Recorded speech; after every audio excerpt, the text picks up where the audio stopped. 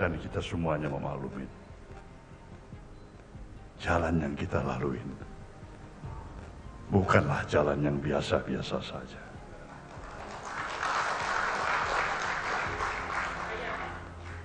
Kita menghadapi berbagai cobaan.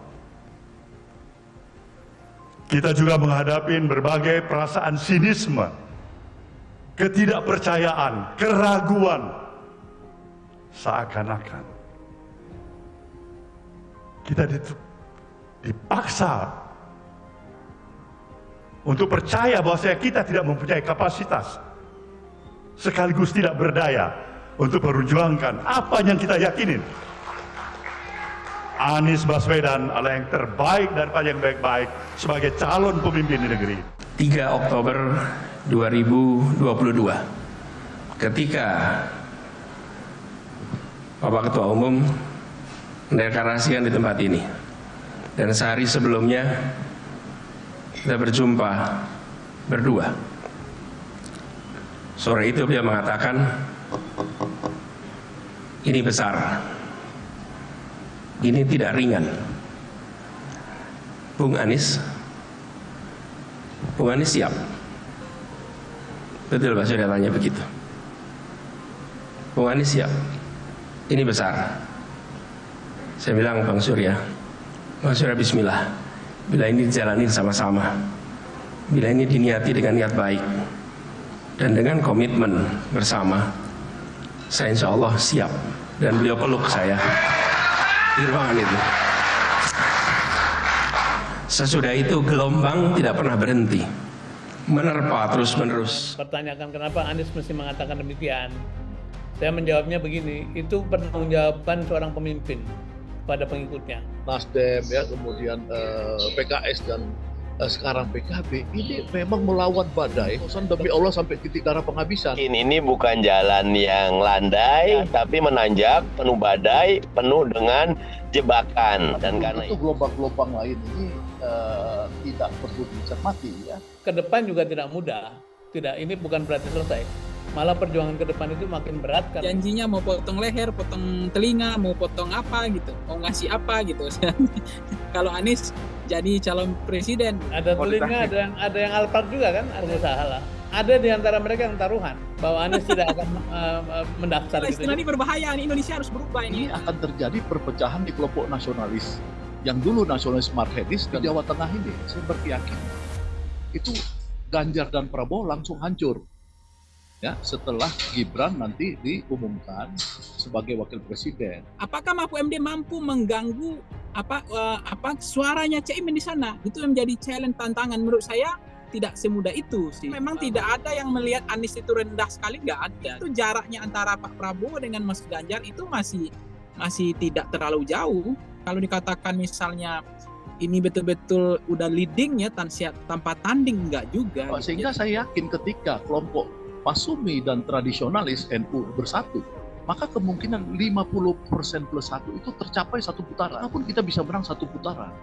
Ya, karena apa? Karena tadi pecah dua nasionalisnya, ya, Islam tradisionalis dan NU-nya makin menguat. Orang yang dulu underestimate terhadap pasangan Amin ini merasa pilu. Lebih friendly. Beberapa teman yang jelas-jelas di seberang, tapi kemudian punya potensi untuk kerjasama, mulai kapan-kapan ngopi. Ini meskipun wajahnya, gambarnya, kaosnya itu orang lain, tapi ternyata hatinya ke Anies dan Muhaimin. Jadi selalu dalam banyak hal Mas Anies dan sekarang bareng dengan Gus Imin, kita selalu memuncaki trafficnya. Usaha kita di bumi istilahnya sama mengetuk pintu langit.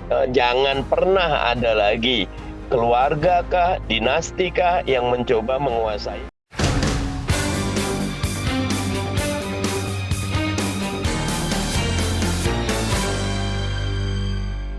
Halo, selamat pagi, salam sehat. Ketemu lagi kita di Cross Check, saya Indra Maulana. Pekan ini kita melihat peristiwa politik, terutama dinamika Pilpres 2024 yang juga menjadi cukup signifikan ya di sepanjang pekan ini.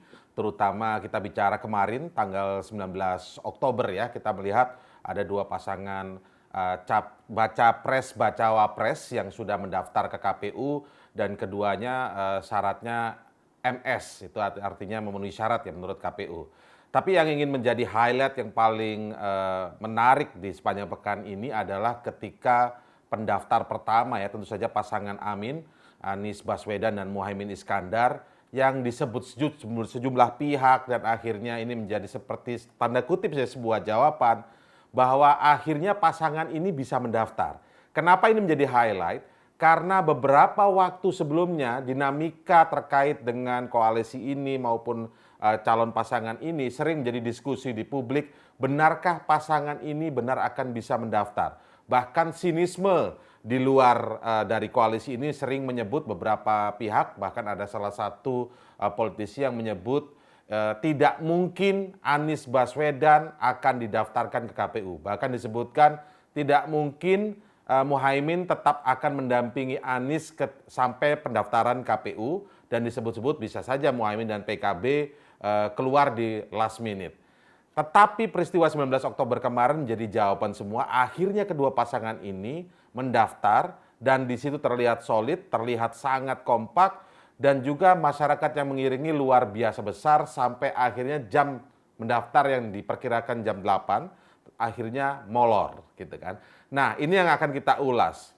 Karena ini menjadi garis bawah juga dari pidato-pidato politik dari ketua umum partai politik, baik itu ketua umum Partai Nasdem, bahkan Anies Baswedan sendiri menyebut bahwa perjalanannya terjal dan juga sudah menjawab sinisme-sinisme terkait dengan berjalannya atau pendaftaran dari pasangan calon ini.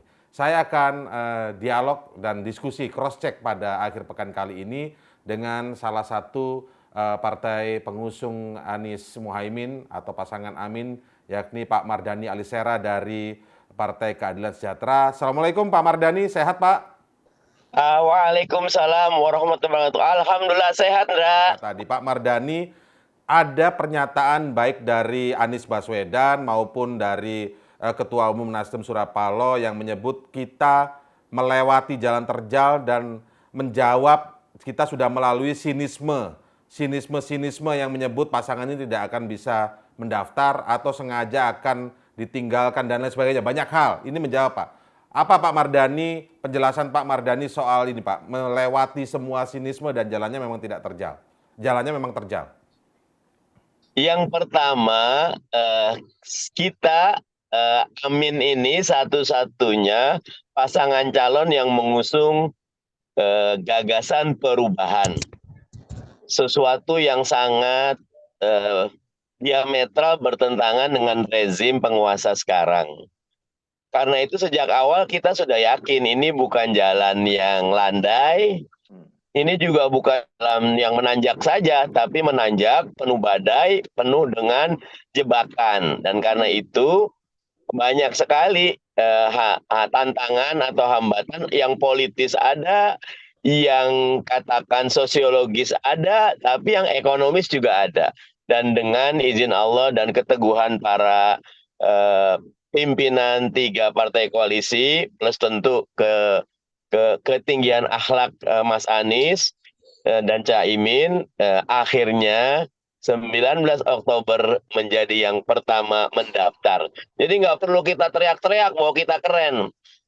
Aksi speak louder than 1,000 words. Gitu, Ndra. Pak Mardhani, tapi kita masyarakat umum ingin tahu cerita juga Pak. Maksudnya begini, yang disebut tentu yang mengutarakan sinisme itu kan bisa saja dengan kalkulasi-kalkulasi.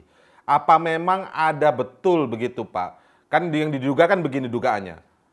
Kita bicara PKB bisa saja tiba-tiba balik arah gitu. Terus selalu bicara ada yang mau menyelamatkan diri, yang disinggung di sini yang mau menyelamatkan diri disebut seorang politisi ini Surya Paloh begitu. Bapak yang ada di dalam koalisi itu merasa ada tanda-tanda itu tidak Pak? Ini sekaligus menjawab secara detail gitu. Kalau secara makronya kan sudah kelihatan, memang akhirnya mendaftar. Tapi dalam perjalanannya memang apakah ada itu? Itulah bedanya, Ndra, yang melihat dari TV dan membaca dari berita. Beda dengan kita yang menjalaninya bersama-sama gitu loh. Contoh Pak Surya Paloh. Pengorbanan Pak Surya Paloh dan Nasdem itu luar biasa sekali. Hantaman sosial, politis, ekonomis, macam-macam itu. Artinya kalau beliau tidak teguh, beliau tidak punya satu visi yang besar, bukan cuma mundur gitu loh. Beliau akan segera berbalik gitu. Tapi kami sudah yakin sejak awal. Bahkan kami tuh PKS tuh disinggung sama Pak Surya Paloh.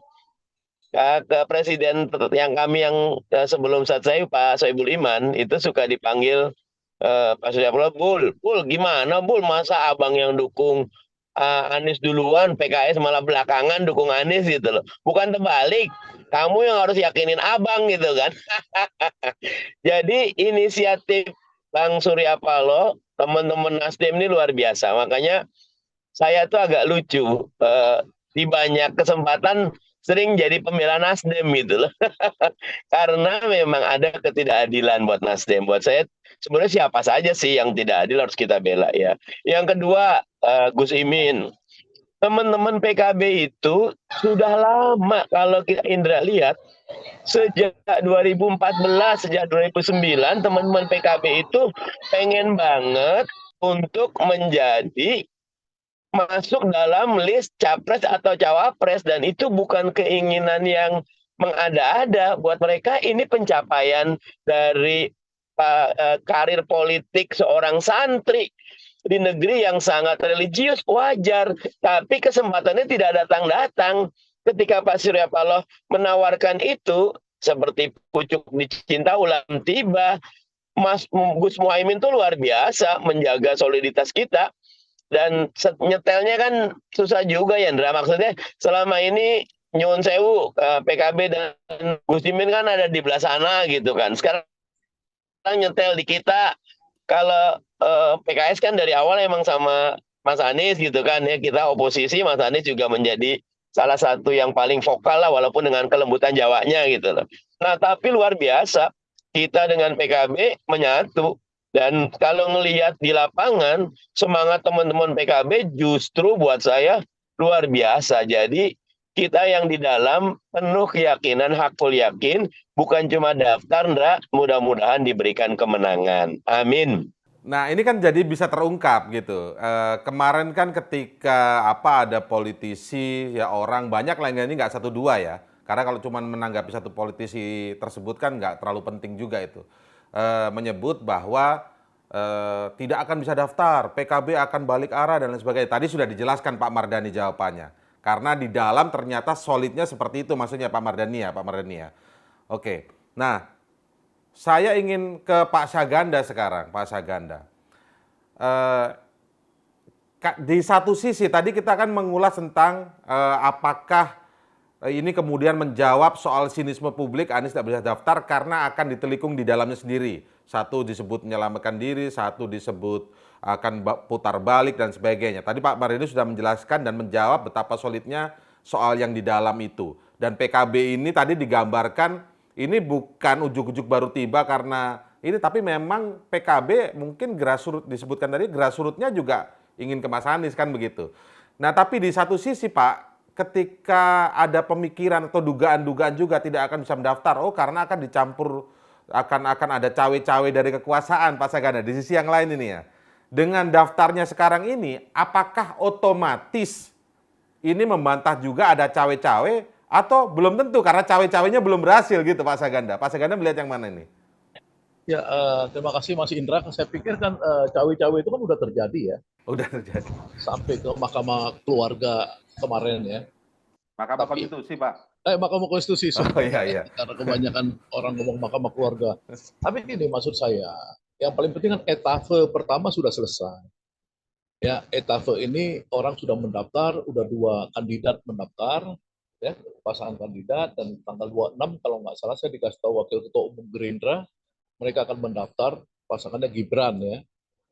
Jadi saya pikir akan 3 mendaftar dan cukup bagus lah, udah artinya cawe-cawe untuk pendaftaran menggagalkan Anies sudah selesai. Pak Saganda, sebelum lanjut Pak Saganda, maaf saya stop, nanti dilanjutkan lagi. Tapi saya penasaran, tadi kok Pak Saganda sudah menyebut Prabowo akan daftar dengan Gibran, sudah pasti nih Pak infonya Pak? Ya enggak, saya dikasih informasi sama Wakil Ketua Umum Gerindra, jadi saya asumsikan begitu. Nah, Maksud saya nggak apa-apa ya, yang penting kan kompetisi ya, kompetisi akan terjadi. Yang kemarin itu kan yang kita tentang itu adalah rencana kriminalisasi ya terhadap Anies, terhadap Muhaimin ya, dan tebang pilih ya.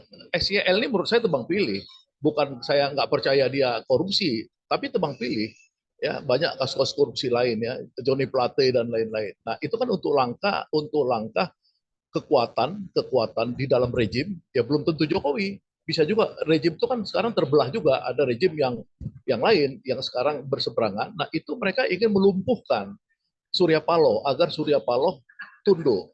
Makanya ketika 2 kali Surya Paloh ketemu presiden, pertama tanggal 17 Juli, setelah tanggal 16 Juli Surya Paloh itu aksi di Gelora Bung Karno, besoknya ketemu dengan Pak Jokowi, itu apa, orang bertanya, wah Surya Paloh mau dibeli nih, mau ditundukkan, mau dikasih lagi bisnisnya. Ternyata Pak Surya Paloh kan kokoh ya. Yang kedua, kemarin 4 atau 5 hari lalu juga Pak Surya Paloh ketemu dengan presiden, dan orang curiga lagi, wah jangan-jangan nih akhirnya mundur ya, karena apa, karena tekanan pada SYL.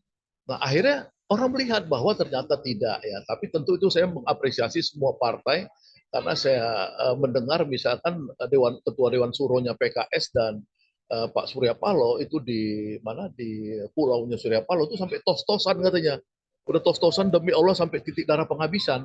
Itu buat saya itu satu orang luar ya, orang luar tuh di partai-partai ini ya, Nasdem ya, kemudian PKS dan sekarang PKB ini memang melawan badai dan berani melawan badai ya. Karena saya kan selama ini oposisi, 9 tahun di oposisi, saya mengalami kerasnya ya, dunia intelijen, dunia kekuasaan itu menghantam oposisi. Nah ketika Nasdem beroposisi, kalau PKS duluan ya, Nasdem beroposisi, PKB beroposisi, dan mereka tuh dianiaya ya dengan berbagai cara, tapi akhirnya berani dan akhirnya berhasil. Makanya karena mereka berhasil ya, etapa pertama ini saya alhamdulillah saya berdoa ya, semoga di etapa berikutnya, yaitu di strategi perang elektoral ya, tim sesnya, logistiknya apa segala, mudah-mudahan Pak Mardani dan teman-teman bisa lebih lebih mantap lagi lah. Tapi saya percaya. Maaf karena kami telah mengecewakan. Mohon maaf, kami mengecewakan mereka-mereka yang pesimis dan menduga kami tidak bisa mendaftar. Mereka yang mengatakan bahwa kapal ini tidak akan berlayar. Mereka yang menggaungkan pesimisme bahwa ini tidak akan berangkat. Mereka yang mengatakan bahwa ini akan kandas.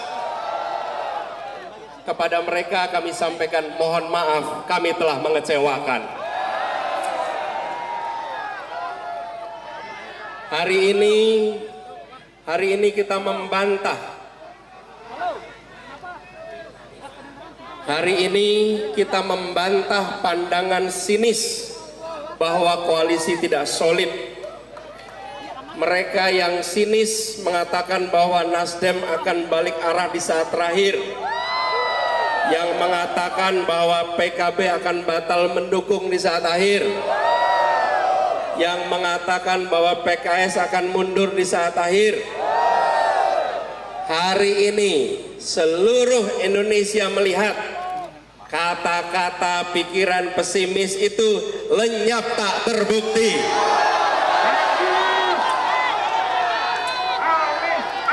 Kita solid, kita kokoh, kita bergerak untuk perubahan. Kalau seruan Pak Saganda kepada mereka yang sinis-sinis di luar dan di berbagai podcast ngomong, percaya saya, tanggapan Pak Saganda apakah orang-orang itu Pak Saganda kira-kira? Ya, saya pikir kan sekarang yang orang melakukan refleksi diri kan banyak sekali, termasuk Ibu Megawati kan refleksi. Ya, dia merasa dikhianati Jokowi, ditinggali Jokowi, pidatonya pada saat Ganjar kemarin dicapreskan, dia pidato sedih, jangan lupa sejarah, ya, jangan mentang-mentang lompat-lompat apa segala. Ini semua orang-orang yang dulu underestimate terhadap pasangan Amin ini, pada akhirnya juga mereka dirinya sendiri yang merasa pilu sekarang. Ini kan semua orang karena akhirnya terbelah 3, ya, kelompok Megawati sendiri, kelompok Jokowi sendiri, kelompok pembaharuan perubahan sendiri. Jadi nggak bisa lagi ini orang saling misalkan makan Amin. Jadi mereka dulu menjelek-jelekkan Amin, menganggap remeh karena merasa bahwa Jokowi dan Mega masih bersatu. Sekarang faktanya tidak. Jadi mereka ya harus refleksi diri aja gitu. Bang Panggi, ini menjadi ajang pembuktian bahwa sekarang ini akhirnya keraguan terhadap pasangan Anies dan Muhaimin ini terjawab begitu.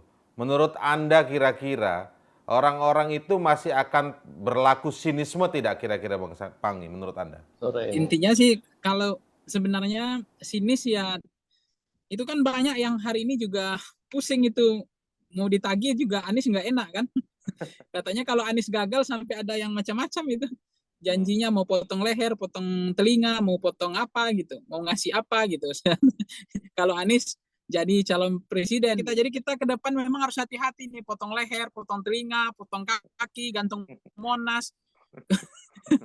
Ini istilah-istilah ini berbahaya. Ini Indonesia harus berubah ini. Ya, yang penting jangan hilang telinga, kan ada gitu, hilang telinga, gorok kuping, ya kan? Nah, ada yang katanya mau kasih ini gitu, tapi hati-hati itu bahaya dalam politik ini kalau kita potong leher saya, potong kumis saya kalau nanti ini jadi gitu. Saya kalau ini akan berpasangan ini nanti tolong potong gigi saya gitu kan. Ada juga kemarin kalau PKB gabung sama PKS kalau jadi potong kalau nggak salah potong rambut saya kan gitu. Ternyata faktanya jadi semua tuh. Jadi mau nagih, Bang Panggi siap nagih nggak ini? Maksud saya hati-hati politik kita ke depan, nggak boleh begitulah. Masa pakai kuping, gantung Monas, politik itu nggak bagus menurut saya. Gitu. Jadi politik ini kan dinamis ya. Kan mereka tuh bukan Tuhan gitu ya. Tuhan itu yang menentukan bukan mereka gitu. Jadi dalam politik nggak usah gitu-gitu amat lah gitu dalam politik. Gitu. Izinkan kami menyampaikan sebuah janji kepada semua. Dengarkan janji kami. Kami bukan hanya bertekad untuk menghadirkan keadilan. Kami bukan hanya bertekad menghadirkan kemakmuran. Kami bukan hanya bertekad menghadirkan kesejahteraan. Kami juga bertekad mengembalikan kewarasan dalam bernegara. Kita luruskan segala praktek etika bernegara ini. Kita tegakkan semangat dan etika berdemokrasi. Kita kembalikan pesan dan amanat reformasi. Dan kita jaga kehormatan proses politik ini. Saya kembali ke Pak Mardhani. Saya mau bicara ke depan, bukan lagi mau nagih yang kemarin. Sebenarnya intinya memang mau nagih sih. Tadi statement dari Anies Baswedan itu menarik sekali disimak memang soal, mohon maaf tadi disinggung Bang Panggi ya, mohon maaf saya mengecewakan mereka yang pesimis ya kan gitu itu satu yang digarisbawahi memang. Tapi saya juga tertarik ketika seorang Anies Baswedan menyampaikan setelah pendaftaran, kalau tidak salah setelah di luar itu kepada para pendukungnya, mengatakan bahwa tidak hanya akan perubahan dalam keadilan, pemerataan dan lain-lain tuh ya Pak Mardhani ya, tapi juga kami ingin izinkan kami, kata-katanya tepatnya kurang lebih, izinkan kami mengembalikan kewarasan bernegara, kemudian meluruskan etika bernegara dan lain sebagainya. Ini menjadi sebuah pidato atau pernyataan karena konteks yang akhir-akhir ini terjadi begitu Pak Mardhani ya? Ya, pemimpin kan harus menyelesaikan masalah, dan masalah itu bukan masalah masa lalu, masalah hari ini. Dan Mas Anies pernah bilang sesuatu yang keren, nggak boleh regulator sekaligus operator, apalagi ada menteri yang menjadi segala urusan, itu sangat tidak sehat. Maksud saya, dengan kalimat lembut, kata-kata yang rapi, isinya Mas Anies itu amat tegas, amat jelas, amat kokoh gitu. Nah, kita perlu kewarasan seperti ini. Karena kita sedih sekali ketika sebesar Indonesia ini, bangsa ganda ya, 278 juta, cuma muter-muter di antara satu keluarga. Kok kecil sekali, naif sekali, kerdil sekali. Jangan pernah ada lagi keluarga kah, dinasti kah yang mencoba menguasai alam pikiran, alam rasa, jangan. Semua rakyat Indonesia sama pentingnya, dan itu pesan utama Mas Anies, keadilan untuk semua. Dan yang memang menarik adalah ketika disampaikan soal kewarasan bernegara, meluruskan kembali etika bernegara. Ini kalau melihat data sejumlah lembaga-lembaga tinggi yang ada di tanah air saat ini yang dulunya diakui secara kredibilitas, integritasnya, beberapa data menunjukkan memang nilainya itu kepercayaan publik terhadap lembaga tersebut sangat di bawah. Salah satunya adalah MK. Bahkan informasinya MK ini berada di bawah Mahkamah Agung dan Kejaksaan Agung. Nah, apakah hal-hal yang kemarin terkait dengan putusan MK yang kemudian seolah-olah ditujukan pada anak Presiden Jokowi agar bisa karpet merah, apakah ini yang juga disinggung Mas Anies kemarin tuh Pak Mardhani? Karena konteksnya umum, semua pihak boleh menafsirkan ke banyak sisi. Tetapi memang keputusan MK kemarin itu, bahkan saya agak kaget. Saya tuh masih Indra, kalau keputusan MK atau yudikatif lah, saya lebih mengatakan itu wewenang yudikatif, monggo. Tetapi ketika hakim MK sendiri, ada 2 hakim MK yang mengomentari keputusan MK sendiri, saya agak terkejut dan tersentak. Wow, sedemikian rusaknya tatanan bernegara kita gitu loh. Bahkan kalau salah satu kampion kita kan KPK dari dulu kan, sejak zamannya Mas Bambang Wijoyanto, sejak zaman Mas Abraham Samad kan lumayan, dan tingkat kepuasan publik tinggi sekali sampai waktu Cicak versus Buaya pertama itu kita bikin rantai manusia gitu kan untuk menjaga itu. Sekarang kasihan sekali, banyak sekali institusi publik yang rontok karena memang komitmen dari pimpinan, dari pucuknya yang tidak jelas. Makanya saya suka kalau baca bukunya John Mann, The Man of Contradiction tuh buat saya tepat sekali gitu. Gitu, Ndra. Beberapa hal itu yang juga dinantikan oleh publik ya soal perbaikan-perbaikan di lini tersebut. Pak Saganda, soal sekarang kita bicara Pak, ini sudah ada 2 calon. Lalu yang selanjutnya ini masih menantikan, dan Pak Saganda tadi menyinggung Pak Prabowo tanggal 26 ya, informasinya ya Pak Saganda ya, akan ada deklarasi. Akhir katanya. Di hari-hari terakhir. Terakhir tanggal 25 kalau tidak salah Pak. Ya, 25 ya, 25. Nah. 25 Oke. atau 26. Ya. Nah, ini menariknya prediksi atau gambaran Pak Saganda melihatnya gimana Pak Saganda soal ketika pasangan calon dari Mas Ganjar ini menggait Pak Mahfud. Ada irisan tidak ini dengan Muhaimin Iskandar? Ya, pertama yang soal MK dulu ya. Soal MK kan saya komunikasi dengan Pak Anies ya langsung ya, saya WA sama dia. Saya tanya kenapa Pak Capres terlalu lemah komentarnya soal putusan MK. Saya bilang begini, Saganda, dia bilang kita yang penting udah mengulang-ulang soal kita mau ada pemerintahan yang bersih, institusional yang berwibawa dan lain-lain. Kebetulan yang waktu MK putusan kemarin kan seluruh konsentrasi dari Pak Anies dan teman-teman di partai terfokus pada tanggal 19 pendaftaran. Jadi jangan orang mempersepsikan bahwa Pak Anies tidak melakukan kritik. Ya, di dalam visi misinya Pak Anies kan diungkapkan juga bahwa lembaga-lembaga negara nanti itu akan dikembalikan menjadi lembaga yang berwibawa untuk kepentingan rakyat. Jadi itu pertama soal MK. Yang kedua soal pertarungan ya. Saya pikir kan semangat masyarakat sekarang, semangat rakyat Indonesia kan ingin ada fairness, ya fairness itu. Dan dengan 3 partai ini, ya saya pikir juga seluruh aparatur, baik polisi ya dan tentara dan lain-lain, juga menghormati adanya keinginan masyarakat untuk fairness. Nah jadi saya yakin itu, walaupun pada akhirnya Gibran yang ini oleh Prabowo, ya itu nggak bisa lagi mereka cawe-cawe, karena beda kalau yang Jokowinya dulu misalkan 2019, tapi kalau Gibran kan tidak punya kaitan langsung dengan kemampuan menggerakkan aparatur, ya, dan bapaknya kan sinking, sudah akan selesai ya, sudah decline setelah capres-capres baru muncul kan presiden biasanya diklaim. Jadi saya optimis karena gelombang yang paling besar yang dihadapi oleh Pak Pak Mardhani Alisera dan teman-teman ini itu sudah terlewati. Tapi belum tentu gelombang-gelombang lain ini tidak perlu dicermati ya.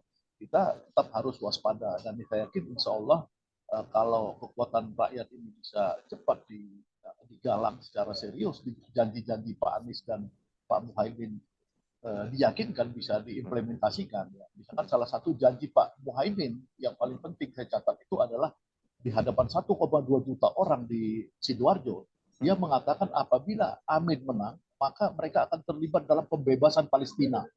Ya, sambil sholat asgil. Saya kaget tuh Pak Muhaimin mengucapkan itu ya.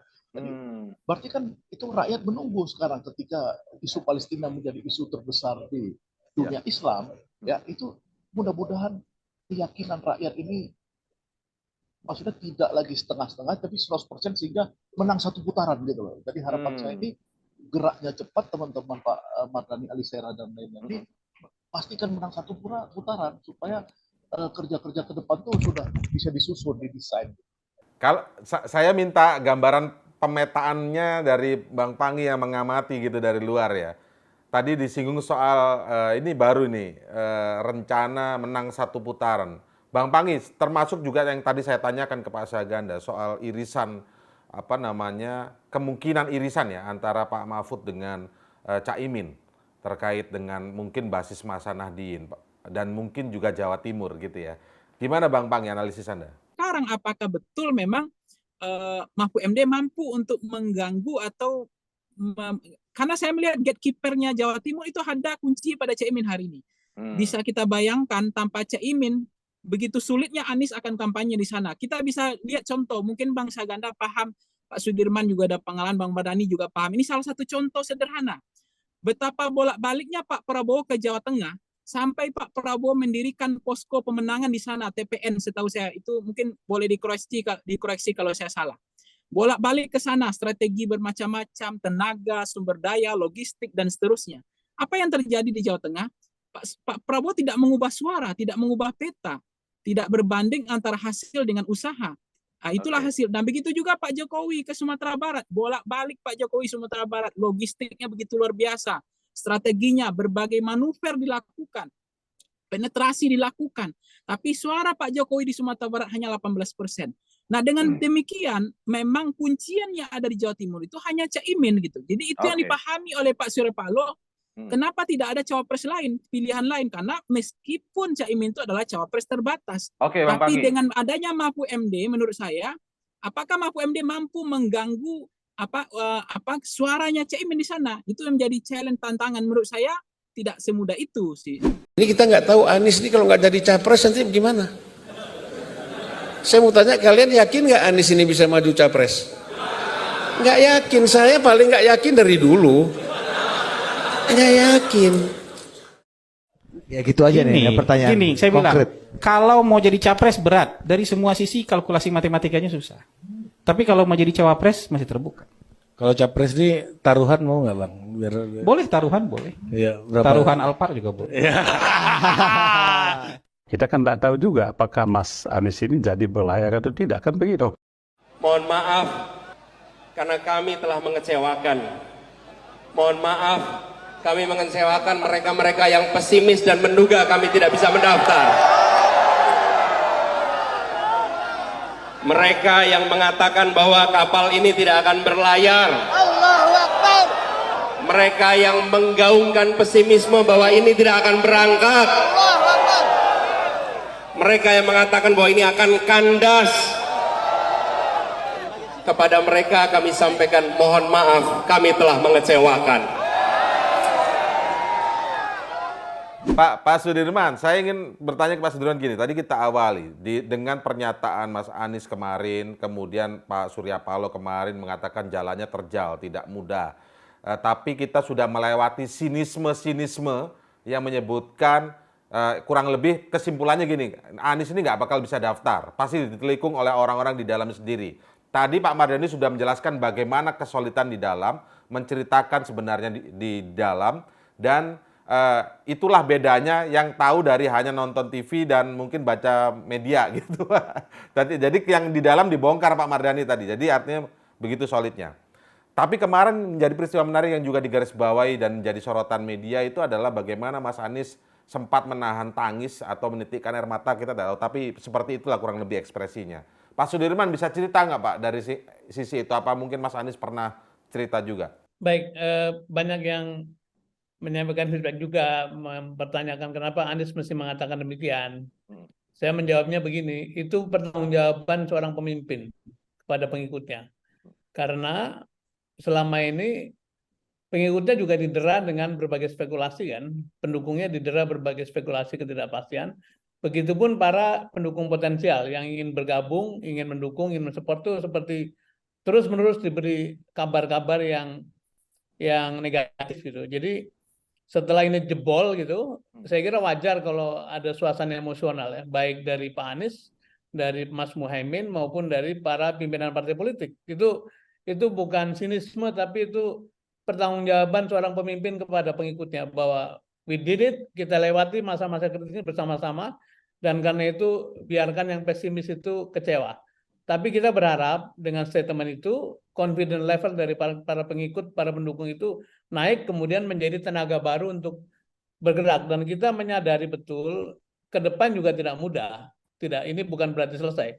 Malah perjuangan ke depan itu makin berat, karena itu memang perlu untuk membuat satu, ya kalau naik gunung itu semacam satu step tertentu, kemudian kita istirahat, kita kembali memberikan energi tambahan supaya pada etapa berikutnya atau ketinggian berikutnya bisa kita jangkau. Jadi sekali lagi saya ingin menekankan bahwa itu bukan sinisme, tapi pertanggungjawaban dari Anies Baswedan dan seluruh pimpinan partai politik kepada masyarakat yang memberi harapan pada mereka.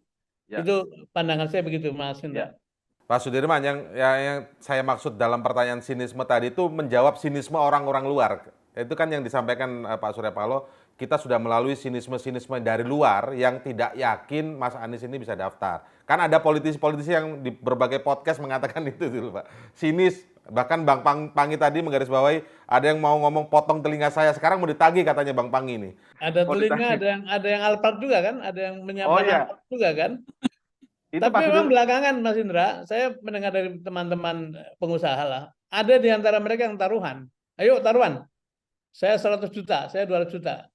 Bahwa Anies tidak akan mendaftar gitu. Jadi ini memang suasana yang sangat sebenarnya memprihatinkan. Kenapa mesti begitu? Karena mendaftar ikut serta itu kan hak semua warga negara kan yang memenuhi syarat-syaratnya. Jadi sekali lagi insya Allah kita syukuri proses ini atau progres ini, tapi kita tetap bersiap untuk menghadapi kondisi yang tidak mudah ke depan supaya teman-teman relawan maupun para pendukung di partai politik lebih bersiap lagi.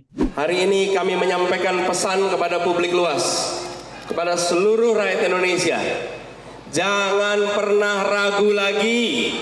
Mari bergabung bersama kami dalam sebuah gerakan perubahan. Amin. Buat yang kemarin masih meragukan, apakah kapal yang dibangun ini akan berlayar, maka Anda saksikan hari ini. Layarnya terkembang amat tinggi dan luas. Segeralah bergabung dengan kapal ini. Gelorakan semangat perubahan. Pak, kemarin kan Pak Mas Anies Baswedan kan juga mengatakan dalam speech-nya pidato setelah mendaftar kalau tidak salah, banyak yang meragukan, tapi ternyata kapal ini berlayar dan layar terkembang dengan begitu luasnya. Yang ragu-ragu, ayo bergabung dengan kapal ini kan begitu, yang dulu ragu-ragu. Nah, itu kan dari speech-nya Mas Anies. Tapi hari ini, katakanlah sudah sehari setelah pendaftaran, kerasa nggak yang mulai langsung gabung-gabung ini Pak Sudirman? Masyarakat juga ingin tahu juga ini. Yang awalnya masih cuma masuk satu kaki, sekarang masuk 2 kaki, bahkan mungkin langsung masuk ke kamar inti gitu, mungkin saja ada nggak itu Pak Sudirman? Ya tentu saja saya harus mengakui subjektivitas saya sebagai yang di dalam ya.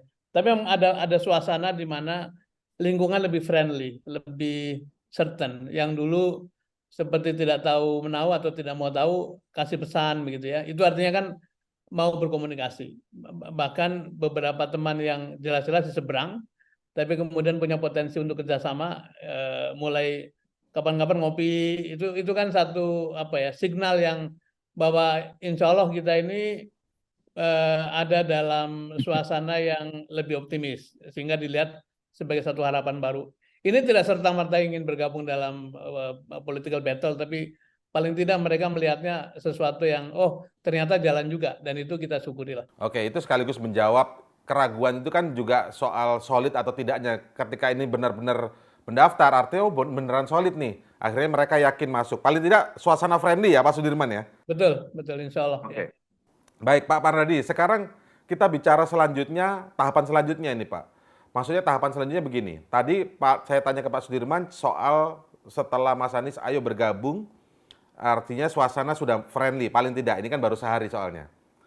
Nah, kalau Pak Mardhani sendiri melihat kemungkinan, ini saya bicara survei Pak. Saya bicara survei ya. Selama ini beberapa kali peringkat ketiga, walaupun tadi membingungkan sebenarnya angka-angkanya ya. Kira-kira dengan semakin firmnya seperti ini, ya orang akhirnya melihat, akhirnya bisa mendaftar juga. Artinya di dalam solid. Artinya cawe-cawenya nggak bisa masuk tuh jalan. Tadi kan kita juga singgung soal cawe-cawe soalnya. Kira-kira angka surveinya ini akan bisa naik atau tetap ada upaya untuk yang main-main angka survei ini, Pak Mardhani? Kami tentu perlu bercermin kepada hasil survei. Tetapi kami juga punya diskusi pembanding ya. Survei enak dibalas dengan survei, tetapi kalau teman-teman tahu survei ini kan cukup costly ya. Kadang-kadang saya Indra suka nanya duitnya dari mana bisa tiap minggu survei dengan 1.200-an responden.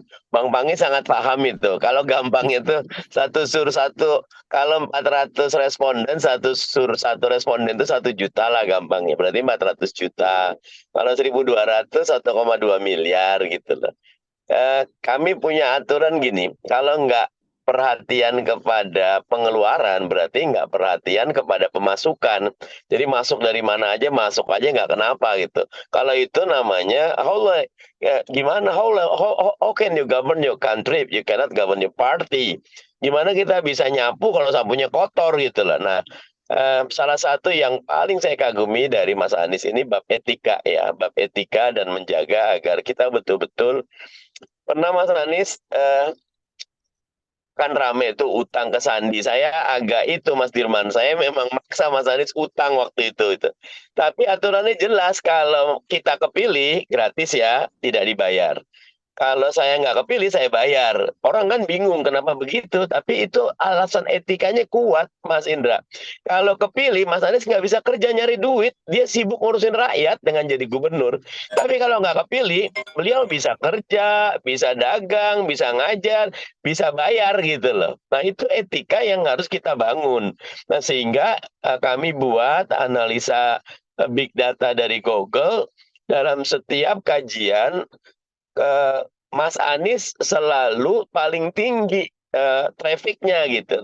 Kalau bab sentimen kita belum ngecek ya, sehingga buat kami sebetulnya di jagat maya, siapa yang menang di jagat maya maka dia akan menang di jagat nyata gitu loh. Dan kami bersyukur bahwa selalu dalam banyak hal Mas Anies dan sekarang bareng dengan Gus Imin kita selalu memuncaki trafficnya gitu lah. Nah tetapi terkait dengan survei buat kami biasa. Dulu waktu pilkada DKI walaupun orang mengatakan DKI kan kecil, betul ya. Tetapi kalau kita lihat salah satu sebabnya adalah bahwa ada kemampuan, saya menyebutnya kemampuan verbal Mas Anies yang luar biasa. Nanti saat Allah izinkan debat kita berjalan, nanti perlahan tapi pasti angka itu akan merayap. Kan yang penting itu bukan hasil survei Mas Indra, tapi hasil di TPS nanti. Itu yang kami yakini insya Allah. Nah, saya nanya Pak sekarang Pak, satu putaran itu bagaimana kira-kira gambarannya Pak Mardhani? Kami tetap rendah hati kalau melihat seperti ini. Tentu kalau tadi Bang Saganda bilang menang satu putaran, itu harapan kita bersama. Tetapi pandangan saya kita menyiapkan untuk 2 putaran. Karena bagaimanapun itu bukan perkara yang mudah. Artinya tetap dipersiapkan strategi itu ya maksudnya ya. Persiapkan harus yang preparing for the worst. Pak Syahganda, kira-kira Pak Syahganda, seberapa signifikan cawe-cawe itu akan kembali dilakukan? Ini kan masa pendaftaran sudah jalan, bukan masa pendaftaran, sudah mendaftarkan diri. Syarat ininya MS, memenuhi syarat. Tadi Pak Sudirman bilang, oke istirahat sebentar, habis itu membangun kekuatan lagi menghadapi level yang lebih tinggi. Masih banyak, jalannya masih panjang. Menurut Pak Syahganda, gangguannya akan seperti apa gambarannya Pak Syahganda? Ya, menurut saya 50% daripada gangguan ketika menuju pendaftaran ya, 50% ke bawah. Ya karena apa? Karena pertarungan segitiga sekarang ini kan udah terjadi. Kalau kemarin masih ada berharap, ya ada berharap rekonsiliasi antara Jokowi dan Mega. Ya. Sekarang enggak. Yang kedua, petanya ini, ya, kita harus kembali ke peta 55 tahun 1955, peta sosiologis dasar dulu. Baru peta transformasi masyarakat kita yang lebih kompleks dan modern. Peta 55 itu di Jawa Tengah ini saya berkeyakinan itu Ganjar dan Prabowo langsung hancur. Ya, setelah Gibran nanti diumumkan sebagai wakil presiden. Karena ketika orang mengklaim Jawa Tengah ini merah, maka Gibran akan bilang seperti novelnya Sitor Sitomorang, saya lah merahnya merah. Ya, Kaisang bilang, lihat simbol saya itu bunga mawar merah. Lihat semua fotonya Gibran kan, Kaisang kan di spanduk-spanduk dia apa kan dia dengan bunga mawar merah. Nah orang-orang yang tahu peta sosiologi 55, merahnya merah itu sekarang jumlahnya 15 juta sampai 20 juta. Dan mereka itu dulu dukung SBY 2004, sehingga SBY menang dan Megawati kalah.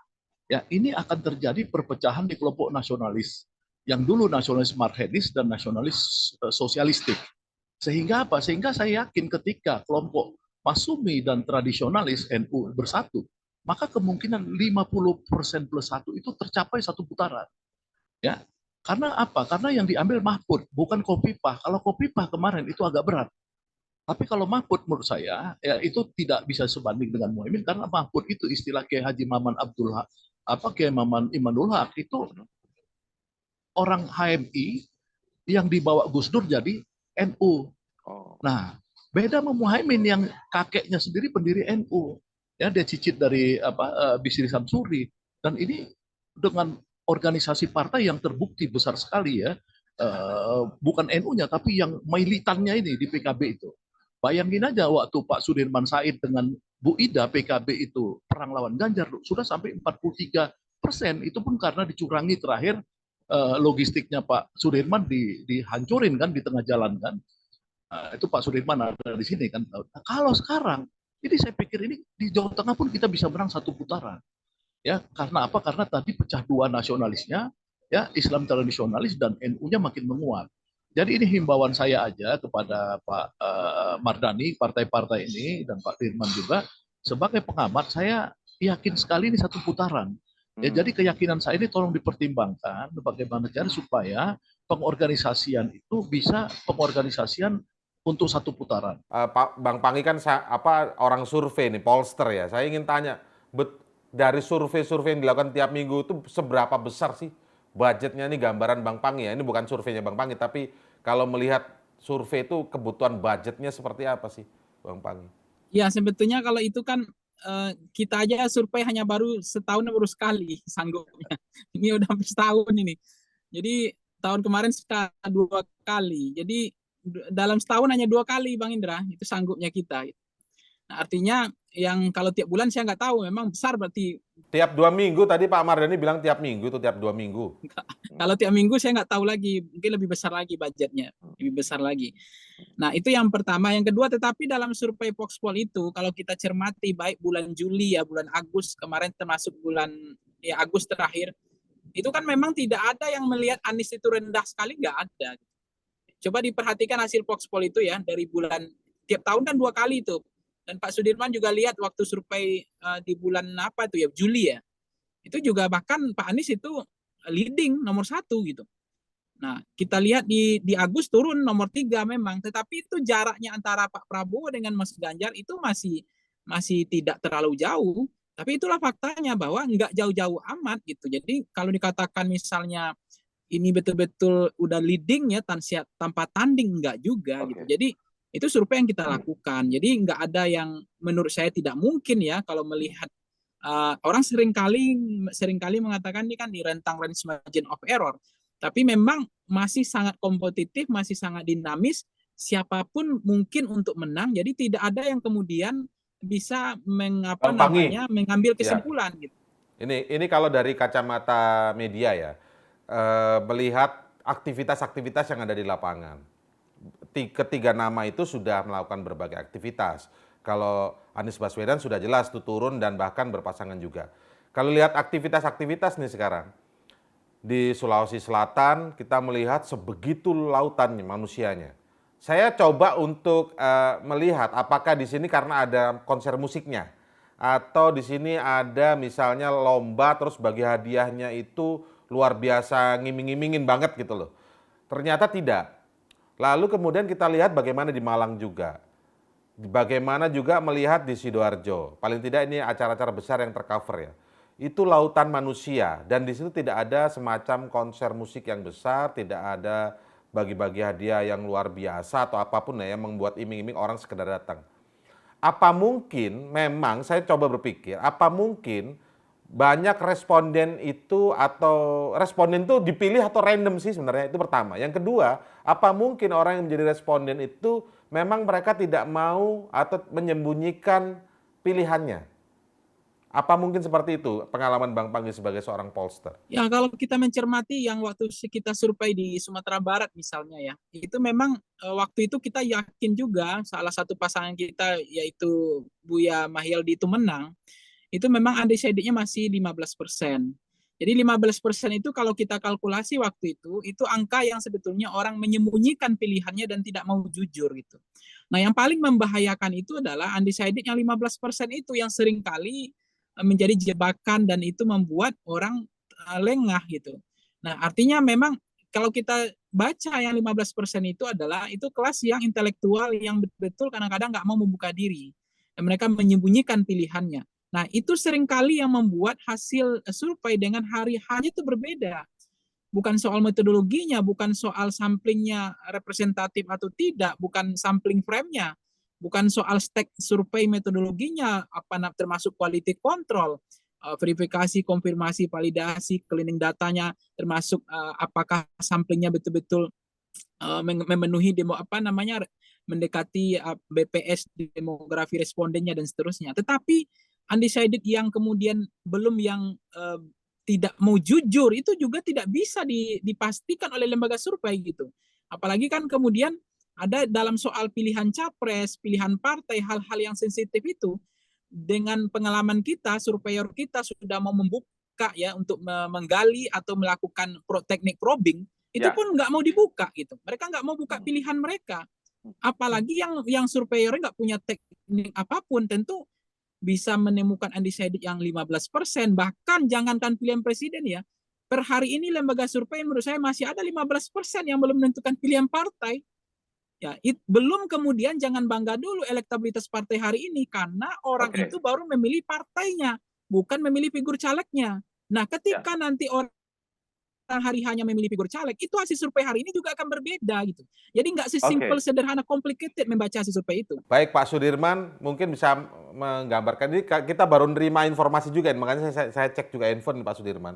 Ada yang beredar dan cukup viral ini dari aktivitas Mas Anies ya, dan di sini terlihat beredar banyak sekali ibu-ibu nih berkaos Ganjar Pranowo tapi ngasih salam I love you ke we love you ini ke Mas Anies. Pak Sudirman ada komentar nggak Pak Sudirman nih? Ada yang melukiskan begitu, itu gambaran suasana masyarakat. Jadi tadi Bang Sarwi mengatakan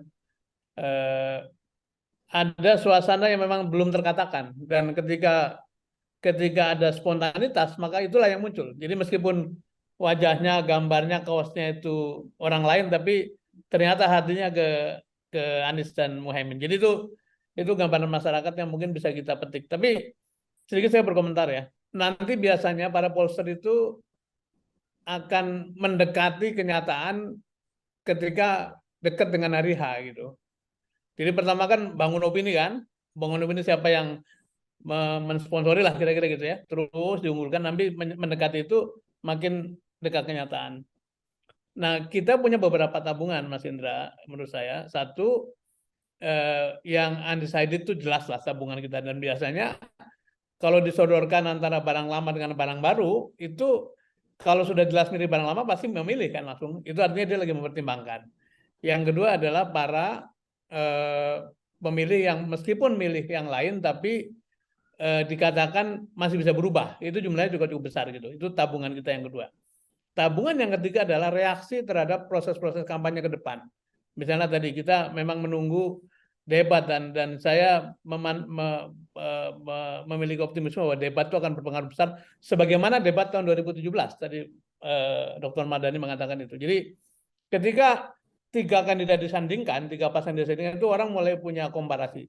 Sekarang pun kami menikmati atau mensyukuri publik yang walaupun tidak disandingkan tapi akhirnya membuat posisi Pak Anies, Pak Muhaimin itu lebih unggul dari yang lain karena setiap kali selesai ada sesi publik gitu ya, di mana ada komunikasi, ada interaksi, ada tanya jawab, itu selalu yang mendapat apresiasi paling positif adalah Pak Anies dan sekarang sudah berdua lah. Jadi itu beberapa tabungan yang kita harapkan bisa menjadi faktor pemenang bagi Anies dan Muhaimin.